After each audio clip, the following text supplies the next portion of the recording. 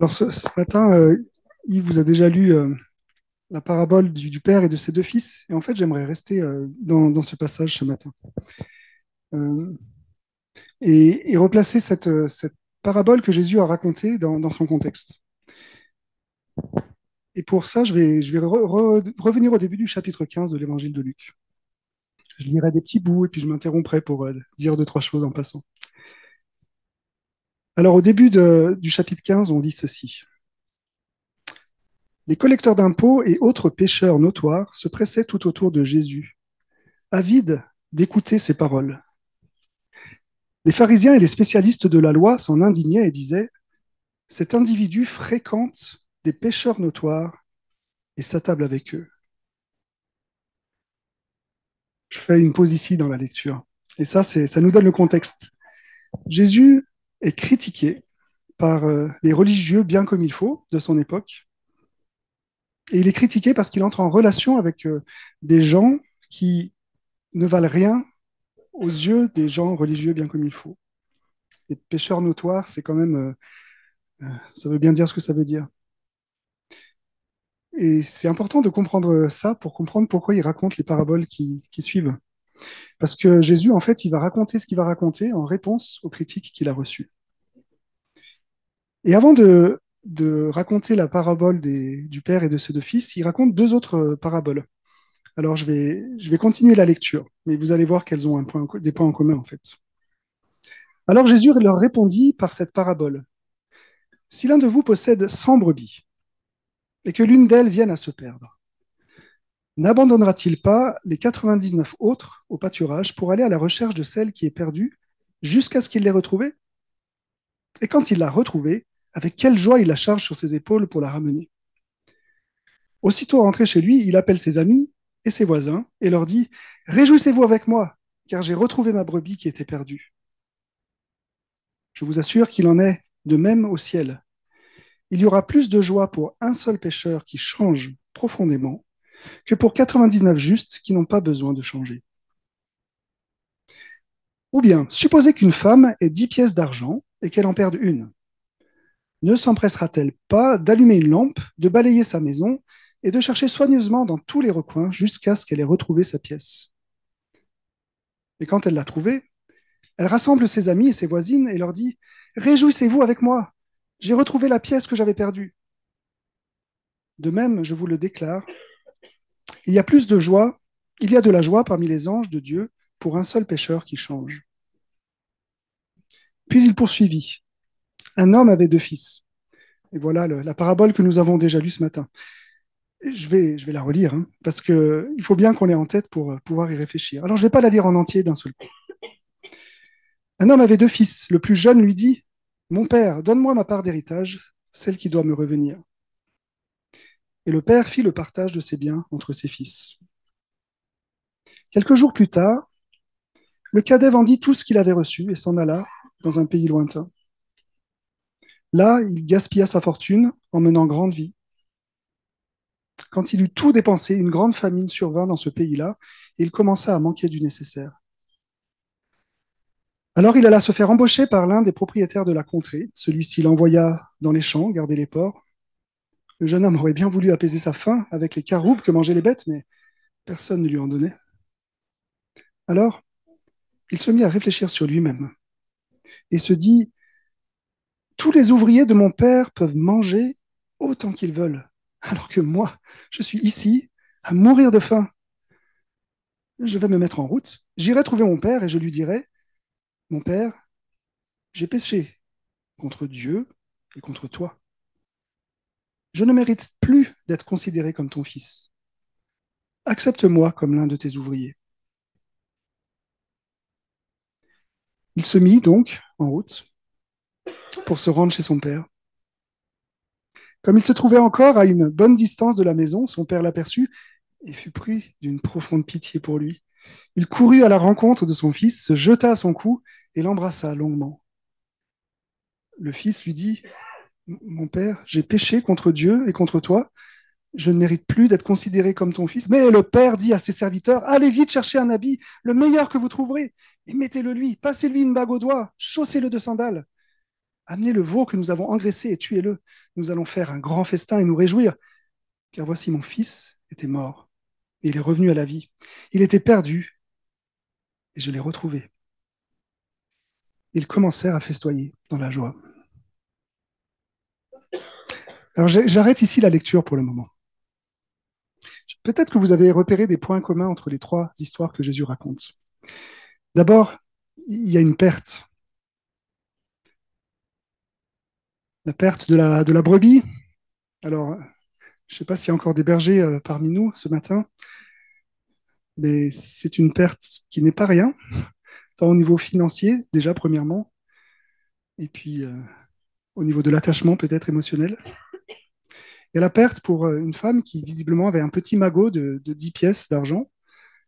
Une qui disparaît, c'est 10%, c'est beaucoup. Et puis, bien sûr, ce père qui perd son fils. Alors, il exprime ça comme un fils qui est comme mort. Parce que ce fils est parti au loin. Y a-t-il un espoir de le revoir? Au début, on ne le sait pas.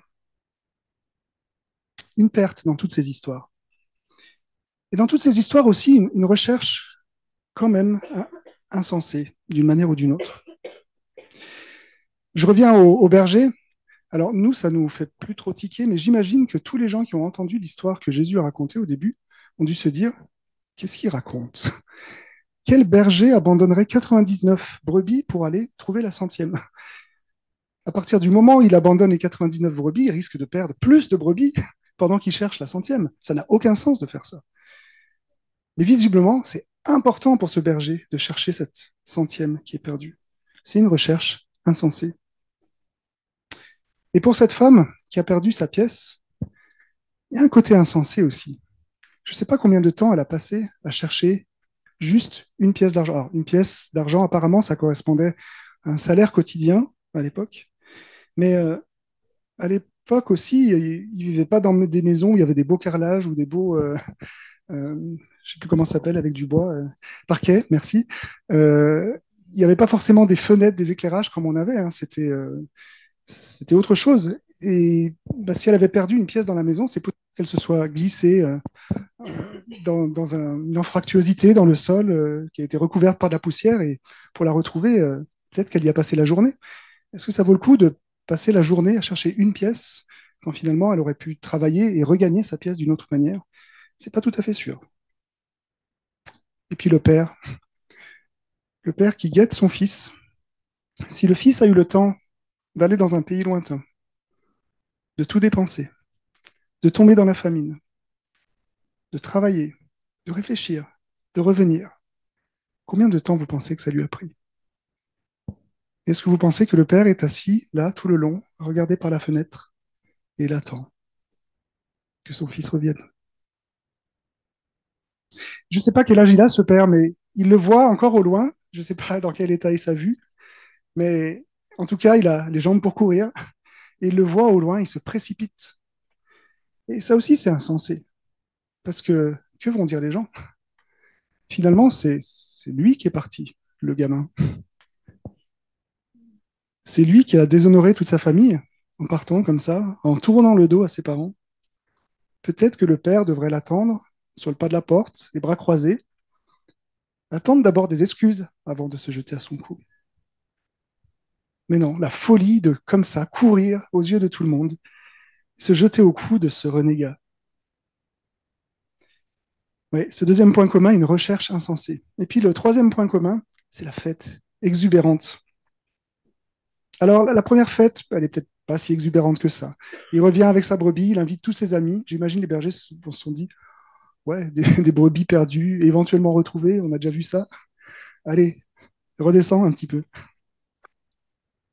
La femme qui invite tous ses amis après avoir retrouvé une pièce. Alors tous ses amis, je ne sais pas combien il y en avait, mais si elle a vraiment fait une fête et qu'elle a servi des plats et tout, est-ce que la fête lui a pas coûté plus cher que la pièce qu'elle a retrouvée? C'est un petit peu exubérant.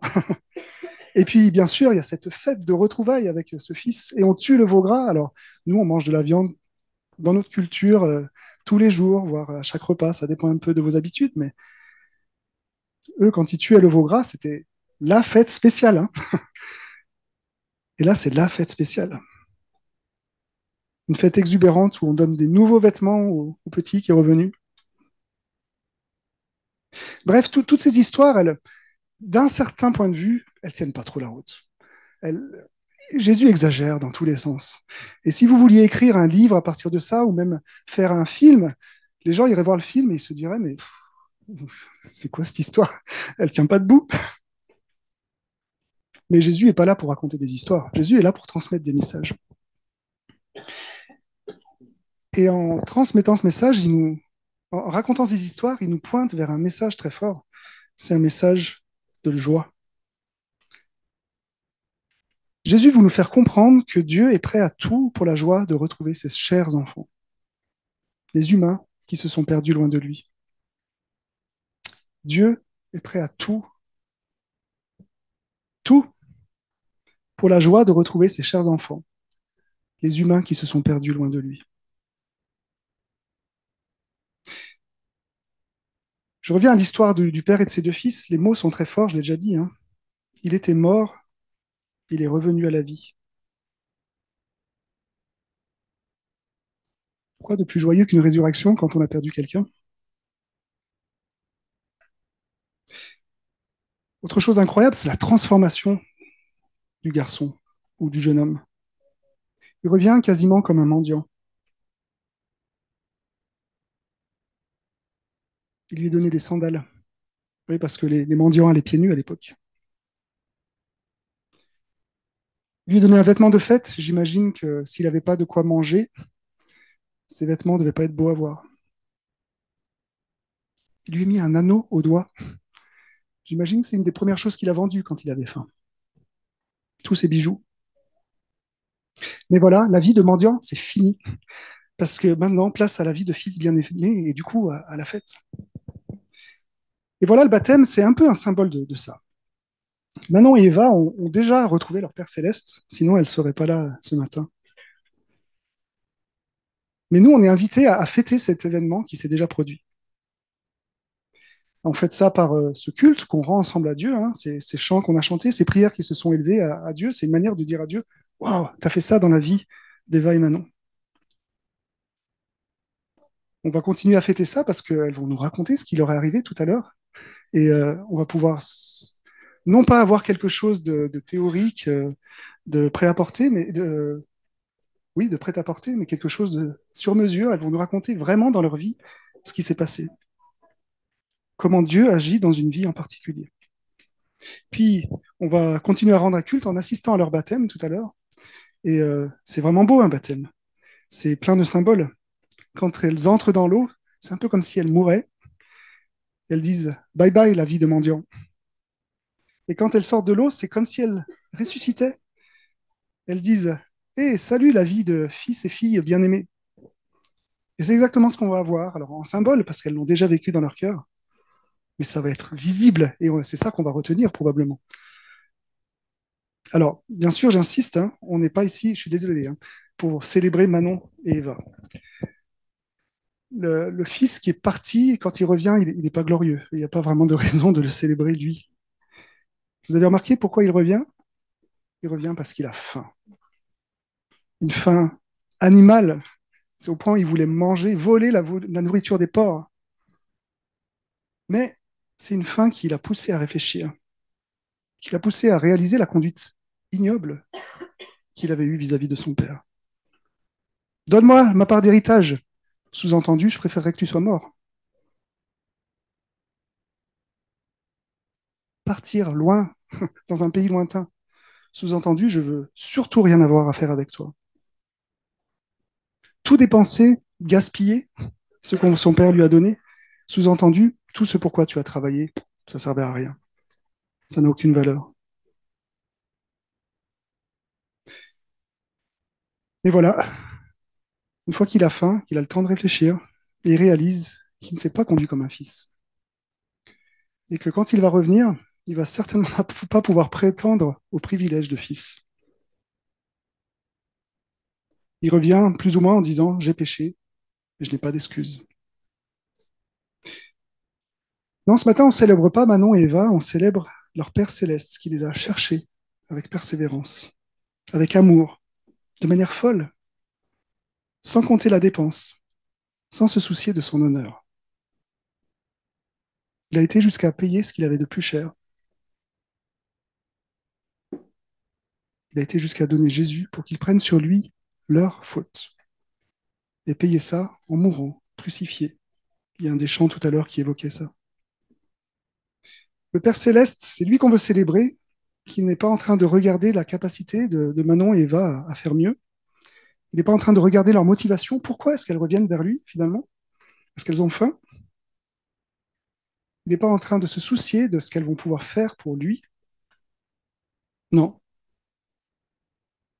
Il les regarde juste revenir. Elles sont conscientes de leur éloignement, conscientes qu'elles ne peuvent rien exiger de ce Père Céleste, et ça lui suffit.